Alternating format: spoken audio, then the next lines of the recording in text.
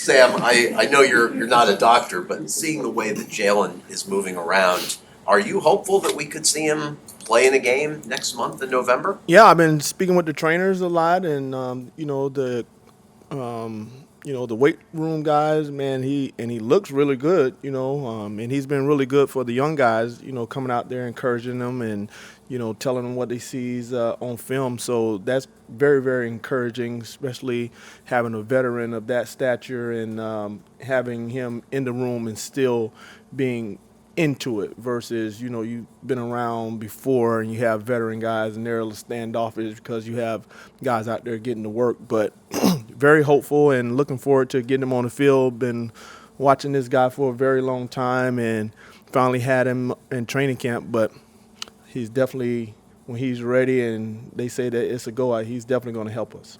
Sam, can you maybe detail what he's doing, like what it looks like in the meetings for him with the younger dudes? Because he's played in the system before and just the little small details, of the defense and of the scheme and helping those guys understand how to make specific plays on certain routes, and just giving his input and just hopefully putting guys and helping them get in position to be able to make those plays.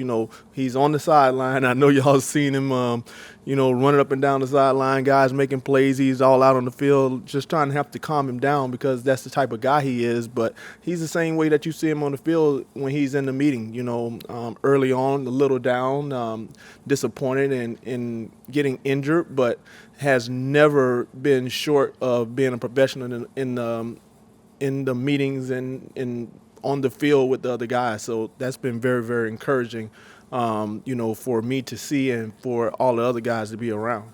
Sam, when you have a situation with Eli where he starts the season in a specific role, outside cornerback and nickel, and then he kind of gets demoted for a couple games, did you say anything specific to him, and what is it that you and Vic are trying to see out of him? Man, long season, and when you come and you've played in this league a long time, you've been in different schemes, and there's different techniques you have to learn. Vic's scheme was more is a off, and you mix in the press, and where he's been before, he's been hands on a lot. So, and it goes to a lot of our other guys as well. So you try to play to guys' strong suits, but sometimes that doesn't dictate the game doesn't dictate for you to do that, and you have to learn and you have to understand those different techniques and being able to apply it. Whatever coverage that the defensive coordinator feels fit for a position in the game. So, just continue to just work on those little small things, the little small details. You hear Mike talk about it all the time, technique, and that's the things that we continue to go over, just so they get familiar and versed with these things so when they go out there, they're able to make these plays. Sam, I thought it was interesting. We're talking about the transition from a lot of press to off man. Maybe educate me a little bit. Is it realistic to play halves where one corner's playing one type of style of coverage and another's another, or in this scheme you generally have to be connected? You have to be connected, first because it's a double call, right? And it's just it's been going on for since ages since I've been playing it. Half of the time you're playing half on the other side, you're playing quarters on one side. So it just depends. And the mic is in the middle, and he has to understand which way he's going. Is he's going to the zone side? If he's going to the man side? So, and that's what these guys have to understand. And having the whole off season to be able to work on those things because in the past, that's what they haven't been used to, having to travel with guys, running and doing all those different things. Now, those hamstring fibers from the last couple of years, you don't really have those. So you have an opportunity to get those breaks, beat up the wide receivers a little bit, but sometimes it's going to call for you have to play man. So, just being able to understand movement and being able to lie to the quarterback. The quarterback lied to us a lot, doing all these different hand gestures and things like that. We have to play with them sometime, and having that too high safety, that allows us to do that. Cam Smith, Vic Fangio said he's knocking on the door. What does he have to do to burst through that door? Being consistent, coming from college to the pros, it's all the little small details. I mean, I don't care if it's, in the building early, out of the building late, just being consistent with those type of things. But, the kid, he has some talent, but now you just got to bottle it up and put it all together. I just remember going back, with me, just second-round pick, all of those different things. But guess what? I don't think I ended up starting until like week 13. But my specific role in my job, and when you come into this league as a rookie, you're a starter on special teams, and those are the things he's been doing very well on special teams. He's been doing some very good things out there. Just continue to get better. So, every day is a day for him to get a little bit better, show the coaches that he understands the technique, understand the scheme, and you have to break those habits from college to pros because you have to be able to transition. And we're in a very good spot, not having to throw a rookie out in there and allow them to be able to learn. But I always tell them you're a play away from being into the football game. So you all have to be ready. You have to be prepared. So continuing to work with them on a consistent basis on those techniques, the little small details, and hopefully when this time comes, he's ready to go in there and be able to get the job done. So we're going to continue to work with them.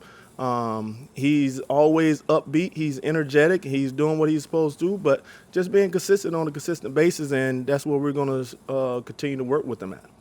Not to make too much out of Jalen Ramsey, but when he does return, how long do you think it takes him to get into football shape and playing shape? Yeah, whenever he does get back, and I know that the trainers and equipment staff, they've been doing a really good job with him, while we're in our meetings and all of that. So hopefully when he comes back, it's just going to be what can he take? You never want to put a guy out there and then, injure something else. So, you just have to take your time with him. But everybody in here has dealt with him and understand his mentality. His mentality is if they have 80 plays, he's going to want to play 80 plays. But just making sure that his conditioning is there so we don't have any setbacks. And just listen to the trainers and Mike talking about him. He's been doing really good. So hopefully, whenever the time comes, he's knocking on that door, we're going to open it up and let him go. Kind of a general football philosophy question for you, because back when you were here as a player, Ricky never saw a box with less than 8 guys, right? Absolutely. But nowadays, light boxes are kind of the rage, and you have these shells on these defenses to prevent the big play. Just want to get your perspective on the evolution of football from your time as a player to today. Yeah, I mean it's different, and a lot of guys like, oh yeah, you had a whole lot of pass breakups and this, that, and other. We played it. We understood that it was always going to be a fullback and a running back. And they're one tight end or 2 tight ends. That's the way the game was played back then, and now they've transitioned. But Mike is old school mindset. He has a fullback, he has tight ends, he only keep 2 wide receivers, but that's to manipulate what the defense is that he's looking at and what they're giving him. So, just being able to see and having, nickel on the field for if you have 75 plays and you're only in base like 6, 7, 8 plays, that's like unheard of now. I was like, guys, that's not what we used to do back in the days. But that's the transition in how the NFL has transformed. But you have more skilled guys. You have quarterbacks that have the opportunity to read the defense and being able to have 1, 2, 3 calls that they are used to and being able to make the checks and all the different alerts. Same thing that I was talking about. They have opportunity to make checks and alerts to what they see, and same thing have to be for the defense. So everybody has to be on the same page for as defensive scheme wise to be able to make those adjustments like you guys asked, and the same goes for the offense. Just being able to transition from college where these guys are doing these things, and that's why you have these scouts to go out and do and look at all these different players and understand what they can and what they can't do. It probably won't be. Sam, it probably won't be a factor for this week, but a couple weeks ago, Xavier made clear, he wants to face the best receivers when you play Stephon Diggs and elements like that. I'm curious how you balance that, given the scheme, when a guy tells you, hey, I want to follow, Yeah, and then it goes to the defensive coordinator, what he wants you to do. We've seen in previous years where it was strictly man, and then now just going and matching up with those wide receivers, that's all he really had to do. But look what happened towards the end of the game. All of that running, traveling, having to run across the field, return routes, and all of those different things, you start to wear down. Now you able to just stay on one side, tell the story to the quarterback. That story might not be correct, but yet still you're not very much stressed having to run across the field and chasing guys, and you're fresh for later on in the end of the game. And I just like to see him when he's leaving the game. He's not drenched in sweat.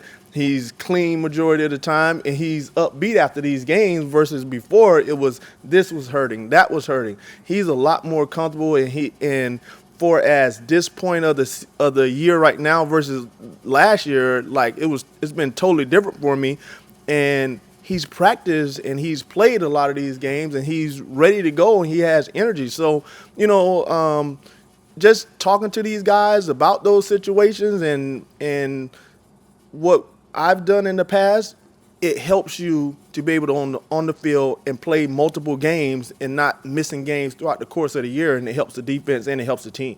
But what about red zone or third downs, important downs like that?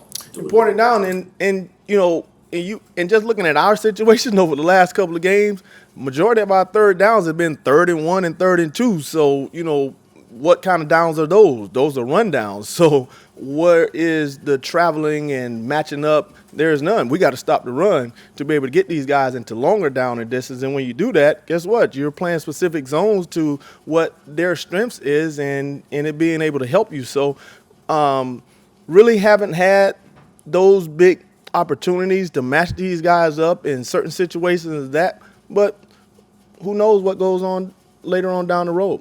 We always practice in certain situations, and we've already ready for them, and whatever Vic's calls, and those guys go out there and they play it.